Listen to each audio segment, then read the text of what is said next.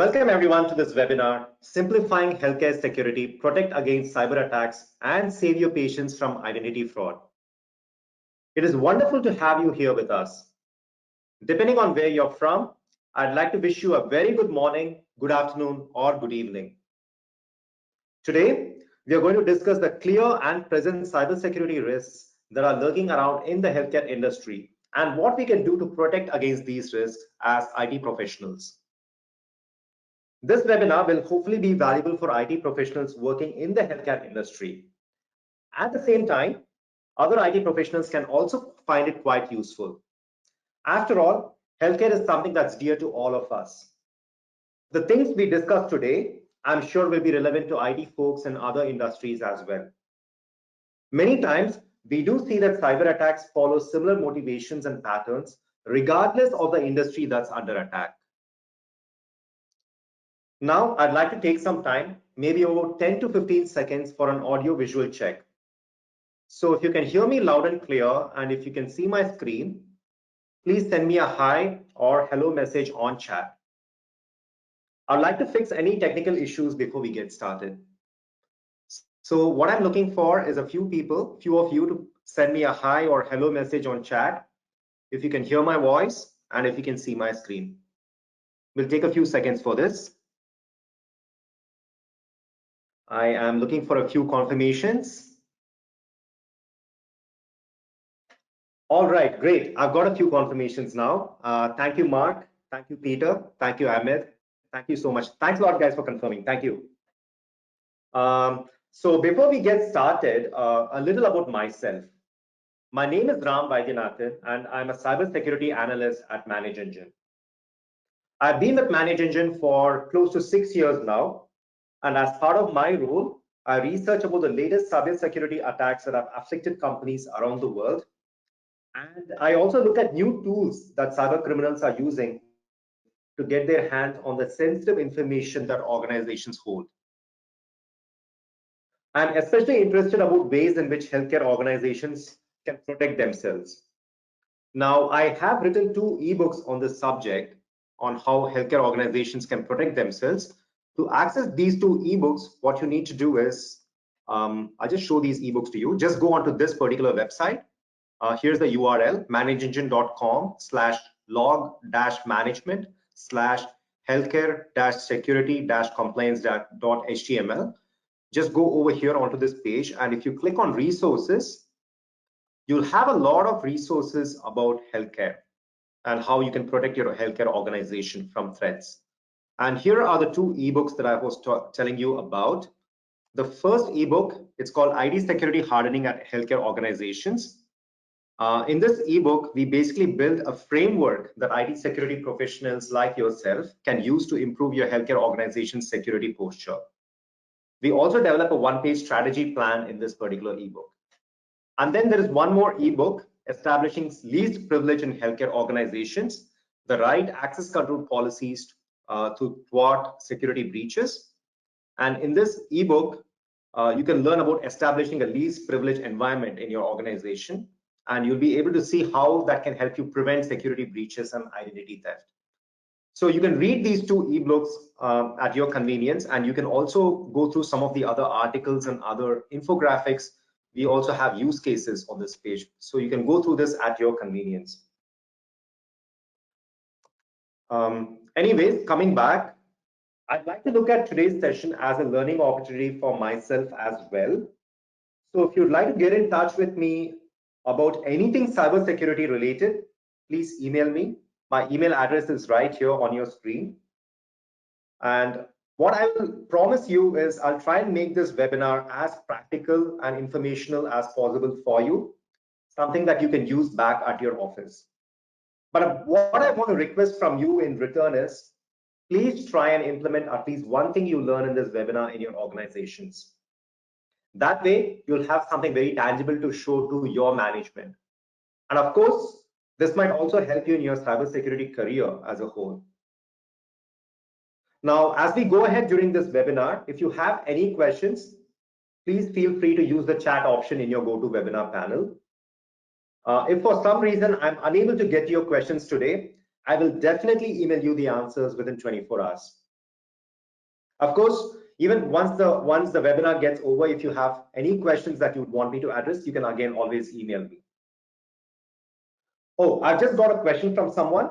Will a copy of the recording be available? Yes. To answer your question, this webinar is being recorded and all of you will receive it over email soon.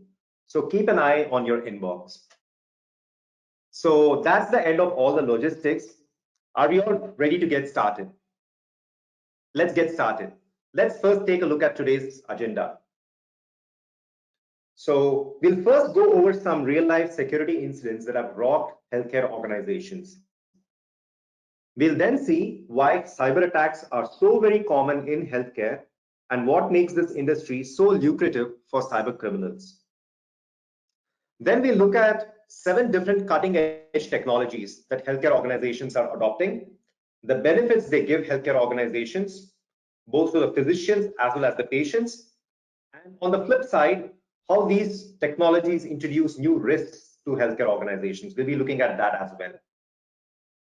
Building upon that, we'll be looking at how you can frame an IT security strategy in your company. What are the things that you need to do in order to build an IT security strategy? And then finally, we'll be looking at solutions that you can use to mitigate your risks. So let's look at some real cybersecurity incidents that have happened in the healthcare industry and made the news in the last few years. In December of 2018, the personal and health data of close to 330,000 patients at UConn Health at the University of Connecticut was potentially breached. Several employees received phishing emails and they mistakenly clicked on the attachment. The potentially compromised data included patient names, dates of birth, addresses, and medical information. For 1,500 patients, their social security numbers were also stolen. Incident number 2.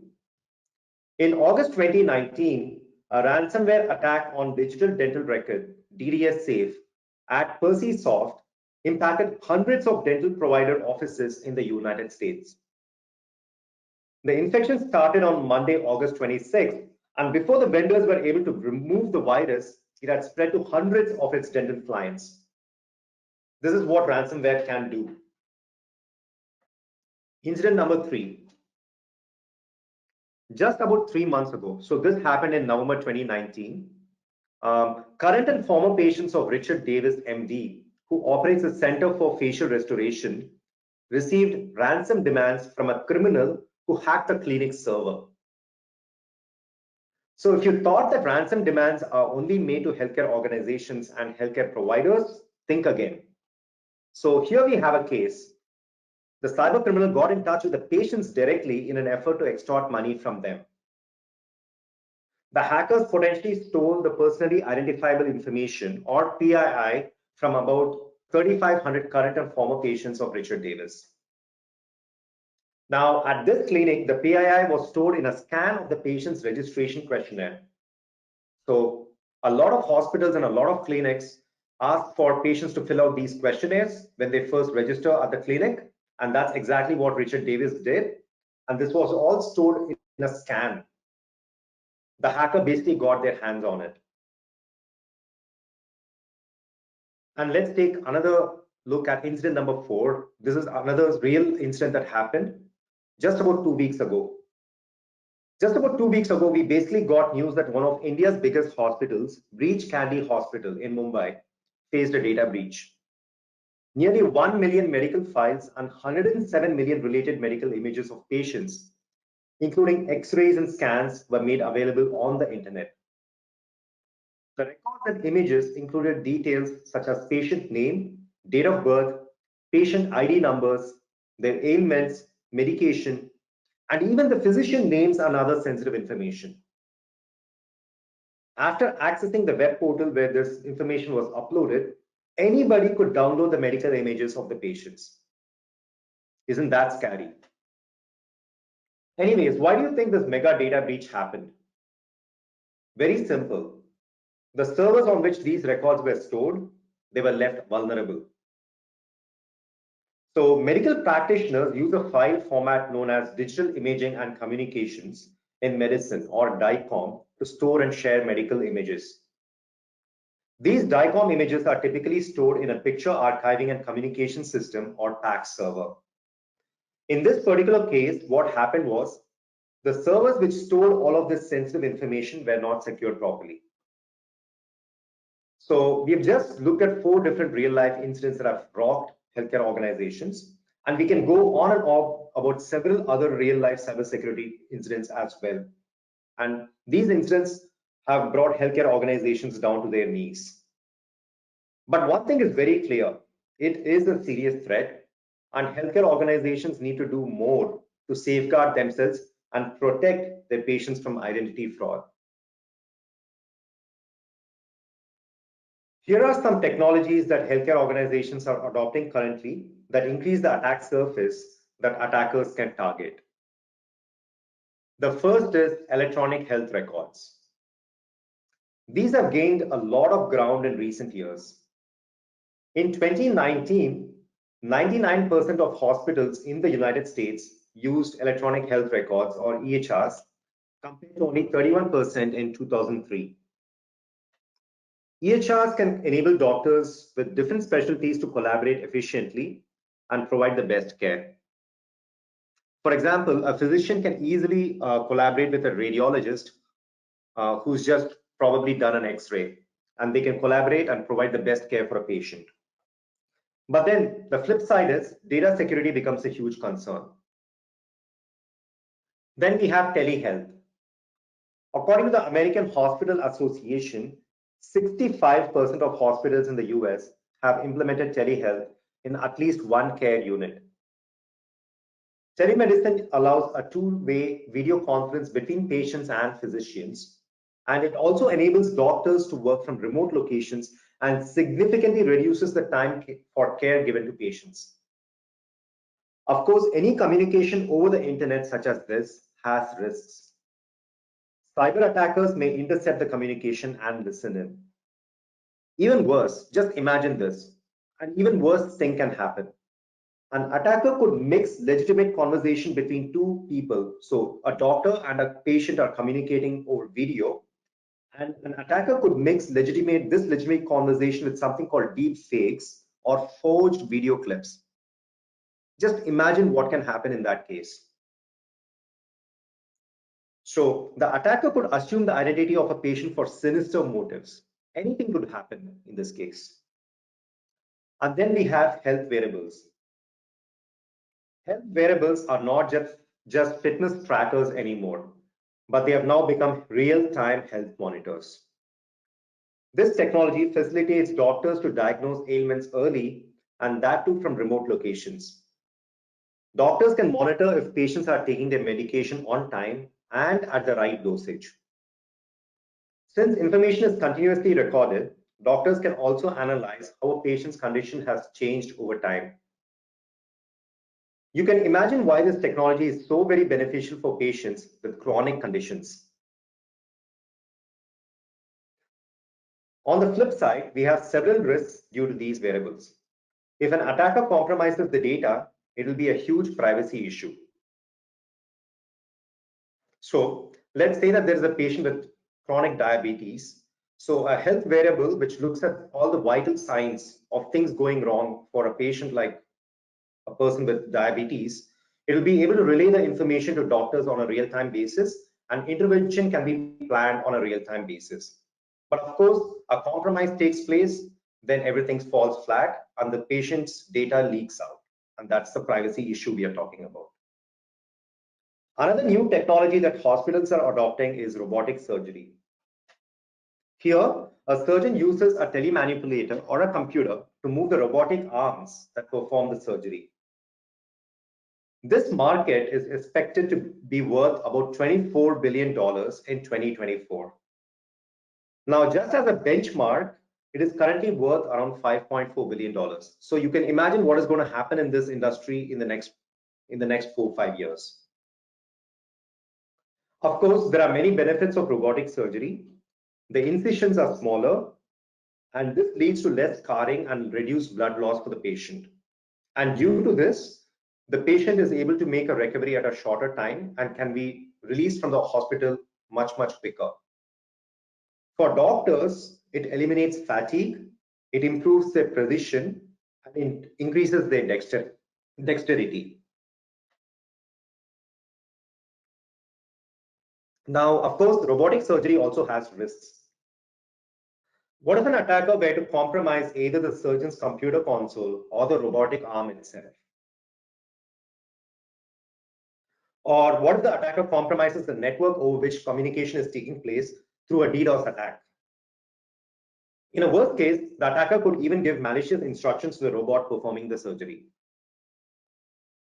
Then we have connected machines. Today, machines such as X-rays, MRI machines, pacemakers, CT scanners, and wheelchairs have become smart. Obviously, this makes care patient-centric, but smart and connected machines become another vulnerable endpoint that cyber attackers can strike. For example, all that a cyber attacker might need to do is compromise one connected machine. And once they achieve this initial foothold into the network, they can start moving laterally and gradually do more harm. And in fact, this was the very conversation I was having with a Gartner analyst recently. We were talking about how in a particular hospital which got compromised, the attacker got their initial foothold into the network through an X-ray machine. And they were lurking around there for months before they got detected. And then another new technology, we have chatbots. Chatbots can be used for repetitive and mundane tasks, such as setting up appointments, providing information about treatments and checking symptoms, nutrition, and location of clinics. As chatbots become more sophisticated, they could also reduce the number of visits that a patient needs to make to the doctor. Doctors also benefit as they can focus on work that requires real expertise. Chatbots are vulnerable to attacks such as spoofing, DDoS, and data theft. For example, substantial amounts of PII could be shared in a conversation with a chatbot, and these could be stored in a file server along with the patient's history. A cyber attacker who gets access to this file server can do a lot of damage. This attacker could attempt to read files and extract data. They can also attempt to modify or delete files with malicious intent. This can have adverse effects on the treatment plan of the patient. And for the healthcare provider, this could have serious compliance-related ramifications. And not just compliance, it can also affect their brand value. It can affect their reputation in the market as well. Another new technology that helps patients but comes with risks is virtual reality. One of the biggest applications of VR technology is in the education of medical students. So I went to McMaster University in Hamilton, Canada a few years ago. That's where I did my college and I graduated from. And just recently, I read that the students there are using a new VR app for their anatomy classes. VR can also be used in the treatment of mental health ailments. But what do you think can go wrong? A criminal with malicious intent could steal data shared on VR, and even worse, interfere in the actual therapy or treatment procedures. So we have just gone over 7 new technologies right now, and these are technologies that healthcare providers are dabbing in and how cyber attackers could compromise these technologies. But what exactly is the challenge we are up against? Let's look at some compelling numbers. So take a look at this slide here, the IT security challenge. More than 14 million healthcare records were breached in 2018 alone. And if you thought that was a lot, which it is, you'll be surprised to know that more than 31 million healthcare records were breached in just the first half of 2019. Now, I'm not just saying these numbers, I'm not making these numbers up. This is straight from the 2019 Mid-Year Data Breach Barometer report from databreaches.net. And take a look at this number. This is another fearsome number. According to research by the Black Book Market Research, healthcare data breaches cost the industry $4 billion in 2019. And this year, 2020, it's going to be even worse. And on average, Each breach record cost organization $423. And if you think that data breaches can only happen to other companies and not your own companies, you'll be mistaken. In the same study, it was found that over 93% of healthcare organizations have experienced a data breach since September 2016. This number is significantly higher than what studies have concluded for other industries. So it's always better to assume that the healthcare organization you work for will definitely be under attack and take proactive action. This proactive mindset will go a long way in helping us shape our security strategy. Now that we have spoken about what we are up against, let's talk about what makes healthcare so lucrative for cybercriminals. I feel it all ultimately boils down to one thing. The information that an electronic health record or EHR holds is extremely valuable. It may contain the patient's entire health history, treatments, procedures, prescriptions, lab tests, and scan reports. In some cases, it can also include information such as credit card numbers and social security numbers. While purely financial information such as credit card numbers can be worth a few dollars on the dark web, health information can be worth as much as $1,000 according to an article in the Forbes magazine. While a credit card can be changed at any time, a person's health information can never be changed and will remain with them throughout their life. Furthermore, a fraud committed using protected health information may be far more difficult and slower to detect than a fraud committed using a stolen credit card number. And then there's one more reason why the healthcare industry is so lucrative for hackers. Since a cyber threat has the potential to escalate into a life or death situation for patients, hospitals may actually be much more willing to pay a ransom as compared to other organizations. Cyber criminals also have different targets which deal with patient data and other sensitive information. These could be large hospitals, physicians and small clinics, pharmacies, diagnostic centers and laboratories, health research organizations, payers such as insurance company, and people, or rather patients. So as you can probably imagine, getting to that initial loophole or initial foothold may just be a matter of time for the cyber criminals unless the proper and right defense techniques are used. You may now ask, how exactly do healthcare data breaches take place? Well, these attacks can happen from different angles. You can have external hackers who want to compromise your data. You can also have malicious insiders who do IT sabotage, intellectual property theft, or insider fraud. You can also have nation states involved in attacks on healthcare organizations, and we have seen that in the past as well. Many times, healthcare organizations are involved in lots of research. For example, there are times when healthcare organizations or a hospital is actually situated on the campus of a university, and a lot of research is done on cutting-edge technologies. We could have a situation in which an attack is sponsored by a nation state so that they can get their hands on this technology. Of course, there can also be cases of non-malicious actions that lead to a data breach. For example, a doctor may access a critical server that hosts some sensitive information from a remote location. So this doctor may not have any malicious intentions, but they may inadvertently forget to log off the computer. And this oversight may be all that a cyber attacker needs to compromise the data.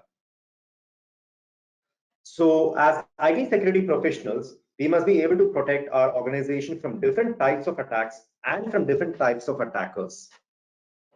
We need to protect our organizations from such things as ransomware, theft of patient data, insider threats, spear phishing, cryptojacking, and hacked IoT devices. And to do all of this, we need to build an effective IT security strategy. To build a tight IT security strategy, Healthcare organizations must first take a comprehensive inventory of all the network access points. Any of these network access points has the potential to become a vulnerability. Security teams may use scanning tools to perform a thorough systems analysis. Penetration testing or ethical hacking techniques could also be used to delve deeper and find vulnerabilities that regular scanning might miss.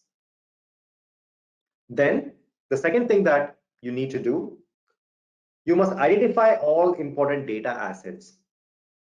It's vital to understand how all of this critical data moves through a network and identify which computers and servers are used to store this data.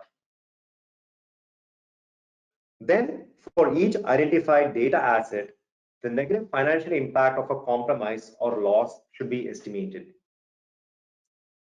And while you're estimating these costs, you need to also look at intangible costs. So you have direct costs. You also need to look at intangible costs such as damage to reputation and legal consequences of a data breach. Then you need to determine the threats to the business. Accidental insider actions, malicious insider actions, and malicious outsider actions are some of the threats. Each company must determine the threats it will likely face and plan accordingly. And then take a look at step number 5. Once threats are determined, a healthcare organization must then establish a risk management framework. Now, risk is a business construct, but it can be estimated by a formula. Risk equals threat times vulnerability times business impact. To reduce risk, IT teams need to minimize the threats they are exposed to, or they need to reduce the vulnerabilities that exist in the environment, or a combination of both. And this just follows from the formula that I told you just now. From the business side of things, management may also desire to evaluate the business impact of each data asset and take measures to reduce the business impact.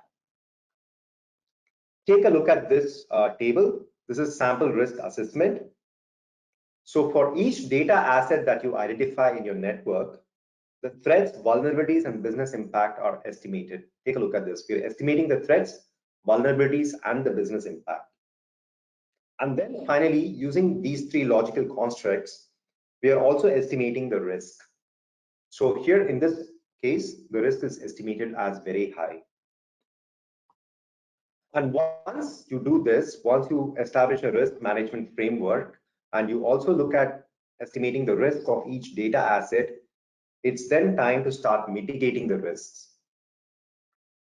You can mitigate your risks by detecting data breaches, ensuring the security of stored personal data, and tracking each and every access to personal data. You also need to track critical changes to the files and folders where personal data is stored. So one of the first things that you need to do is real-time Active Directory auditing. So why am I saying this? Why is real-time Active Directory auditing so important?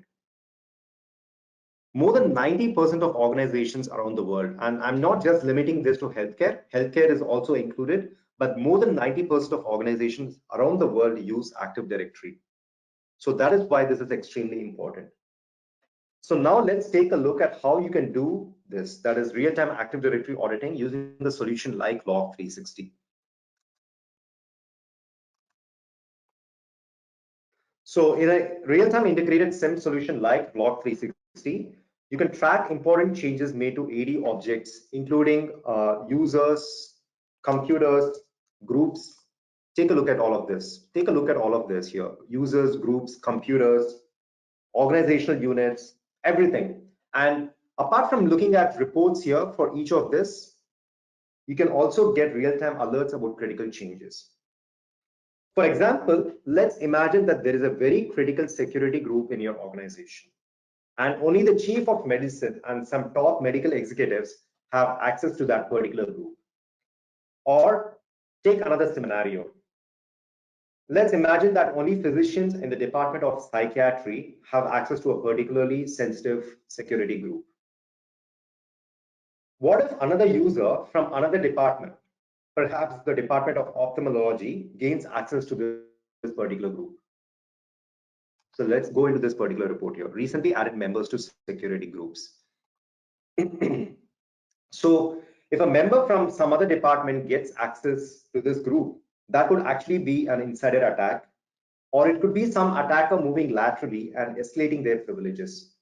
So you need a report like this. Take a look at this report. So a report like this will inform you in real time in case a security breach like that happens. And on top of getting all of this powerful information, you can also be alerted about any change that happens. You can be alerted by email or SMS when that happens. Okay. We also discussed some time back about why it's important to monitor the file servers in a healthcare organization.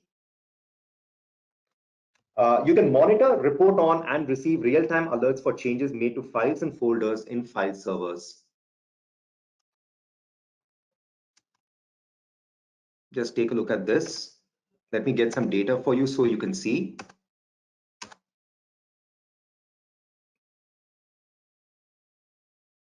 So with reports like this, you can maintain the integrity of data and ensure that it's not being misused. Every access, every creation, deletion, modification, and permission change made to files and folders can be tracked to ensure the security of your confidential data. Using this report, you can quickly investigate if sensitive data has leaked. So take a look at this particular report. So in this report, we are looking at the files created report. We know that there is a file that was created. It was created at this location on this particular server. Who was it created by and when was it created? You have all of this information here. So in case there's a case of an IT sabotage in which a particularly sensitive or valuable file is deleted, you can get information about that as well. So you just need to look at this and you'll get all the information about files that were deleted. So in case a sensitive data like a patient's personally identifiable information is deleted because of an IT sabotage, you can get all of that information. Now, apart from all of these reports that you see over here, I want to highlight one report, and that's the failed attempt to read file report. Take a look at this report. Failed attempt to read file.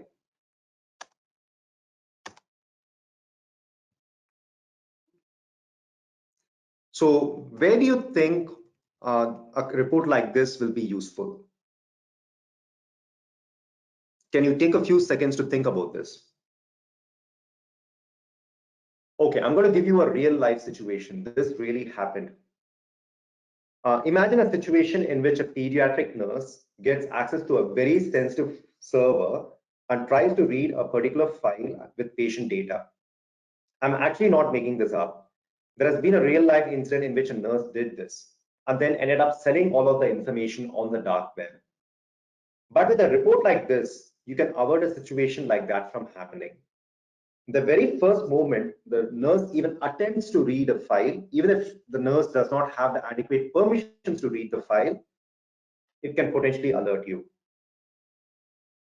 So, like I'm saying, the solution can alert you not only if the nurse reads the file, but also if they attempt to read the file that they don't have access to. And then you can also do printer auditing. Let's imagine another scenario where this might be important. So let's get some data first. Take a look at this report. What if a criminal dressed as a janitor gets access to an important server and not only reads but prints a file with a list of all the present and past patients of a hospital who have been fitted with prosthetics for their right arm? What if this information is wrongfully used to target people? Again, this is not my own example. Basically, this example was shown in the 1993 movie The Fugitive. So to audit something like that, you can monitor printers. You get to see things like who printed what, at what time, and from where.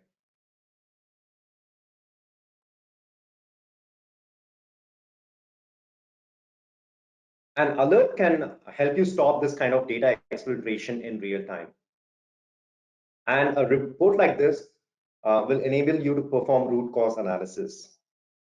You can answer the 4 W's that are important for a root cause analysis: the who, what, when, and where. Now, another way that you can detect this type of an attack is by using UEBA, or user and entity behavior analytics. So let's quickly jump into that console of Log 360. UEBA uses machine learning algorithms to learn about each user and system in a hospital's network, and then it creates a baseline of expected activities. Just take a look at the dashboard of UEBA here. So any activity that deviates from this baseline gets flagged as an anomaly. You can then investigate the issue and take necessary steps to mitigate the risk. For example, we saw earlier about how you can audit printers. The UEBA module within Log 360 can analyze what's called count anomaly. If a user were to print an unusually high number of pages, like let's say 100 pages, when the normal is only 10, this would get classified as a count anomaly. The user's risk score would then be increased due to this unusual behavior. The risk score can range from 0 to 100, which indicates basically no risk to maximum risk. You need to figure out what level of risk you as an organization are comfortable with, and then take your decision based on that.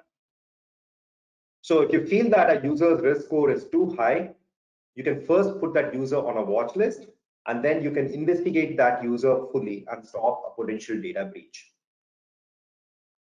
The other anomalies you can identify with UEBA are time anomalies and pattern anomalies. Where can such indicators of compromise be useful, you may ask? Let's imagine a situation. What if a lab technician who works between 8 a.m. and 4 p.m. were to log in at 10 p.m. in the night, and that's something that he's never done before? Now, UEBA would have already learned that that's extremely abnormal for that particular user.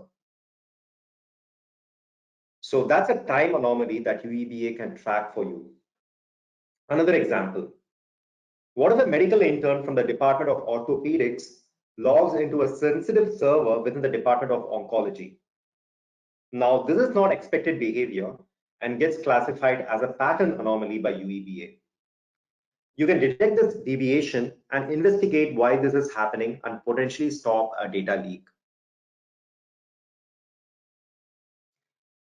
You must also be able to detect phishing attacks. So what if an employee of the hospital clicks on a very legitimate looking email, and unbeknownst to him, malware starts getting downloaded in the backend? Now, this is a serious threat, and many times we see that it is a phishing email that basically is the initial foothold that a hacker is looking for. So you need a way to detect all of this from happening. So you can use Log 360, the AD Audit Plus module within Log 360 to detect something like this from happening. So let's just get some data for this. And we are looking for this particular report, new process on server.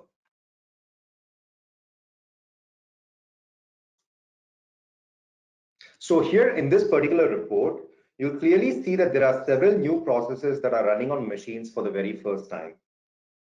And you'll be getting to know about these immediately. For example, take a look at this. You have a very unusual process that is running on this computer for the very first time. When was it run? It was run at this date and time. So you get all of this information, and this would be a potential malware, and you need to be wary about that as an IT administrator. Your security solution should also be able to handle multiple log sources and conduct audit trails. Take a look at this as an example. So let's quickly jump into the event log analyzer module within AD Audit Plus. I'll just show this to you right now.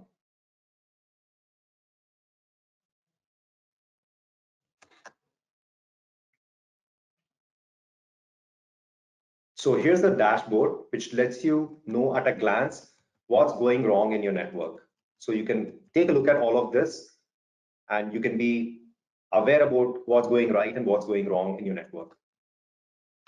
And when you go into reports, you'll see that we have several different reports here, and you can monitor different things like network devices, and these would include your routers, switches, and firewalls.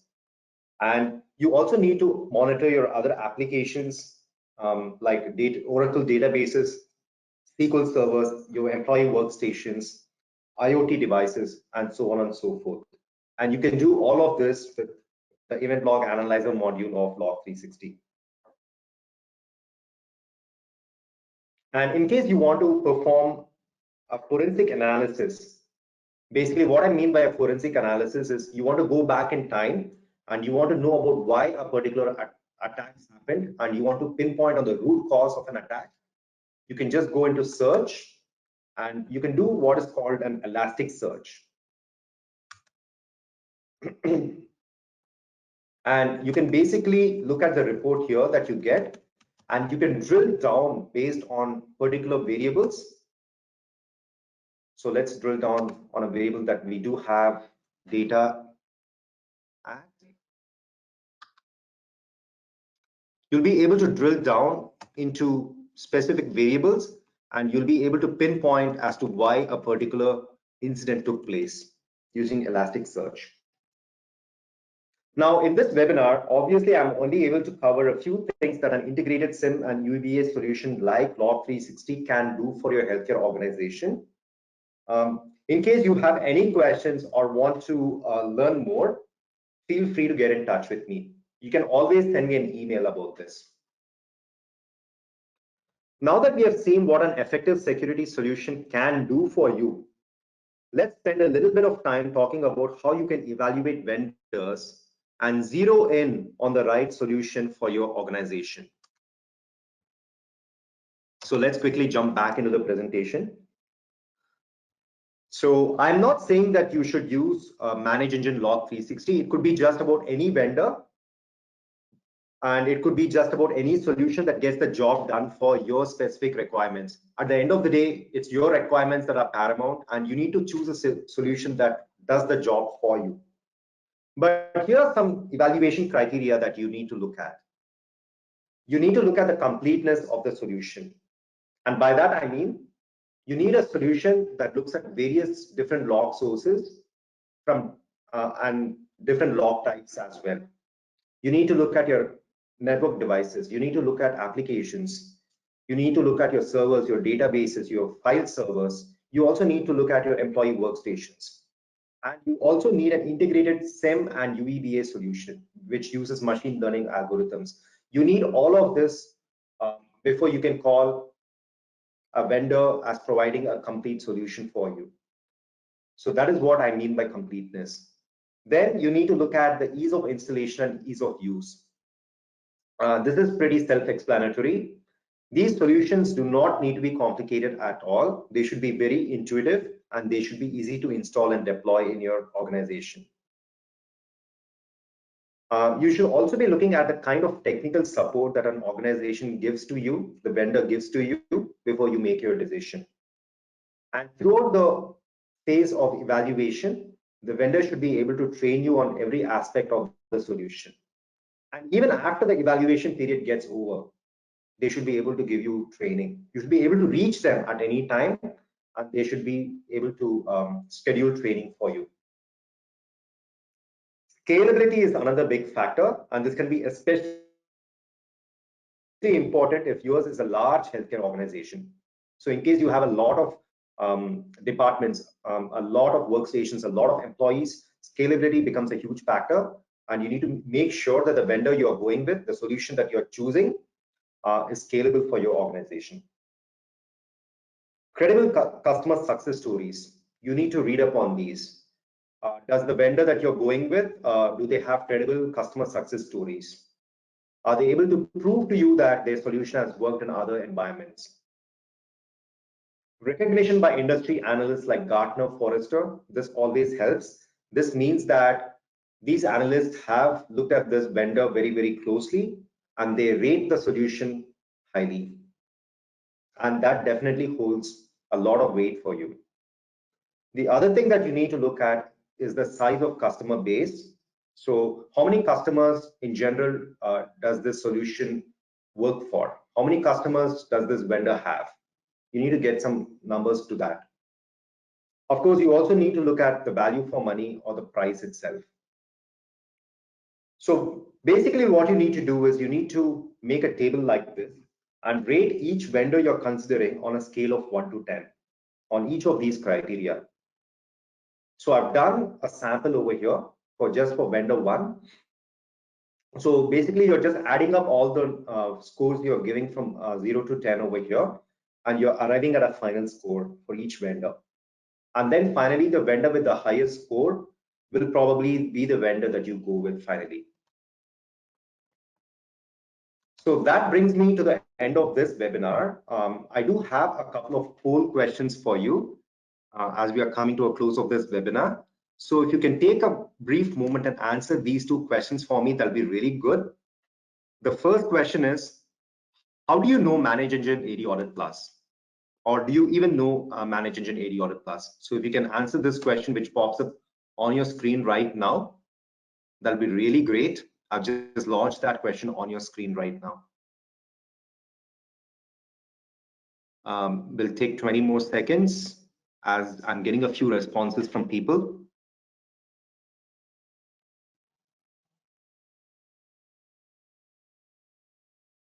We'll take a few more seconds and then close this poll.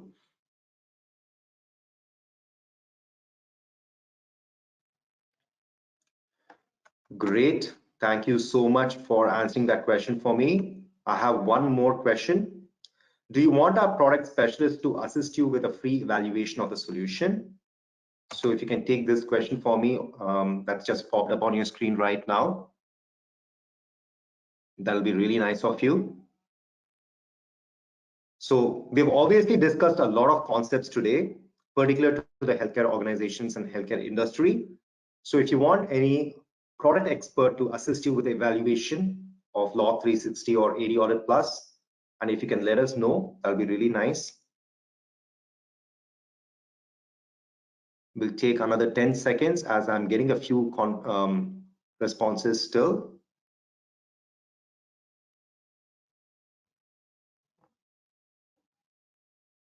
All right, then. Thank you so much for answering that question. Thank you so much.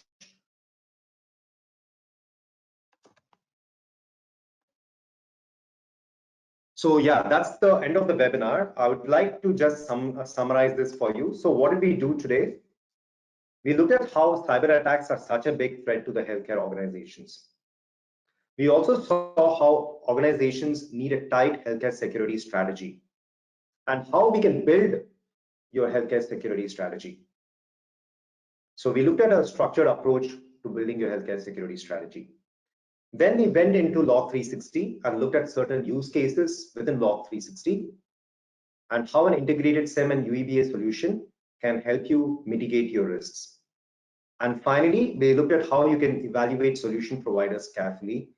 And we looked at certain criteria that you need to analyze very, very meticulously before you make your decision. So that basically brings us to the end of this webinar. Thank you so much. You have been a lovely audience. My name is Ram Vaidyanathan. If you have any questions about any of the concepts we discussed today, please feel free to send me an email about it. My email is right there on the screen. Thank you so much, and I'll see you next time. Thanks.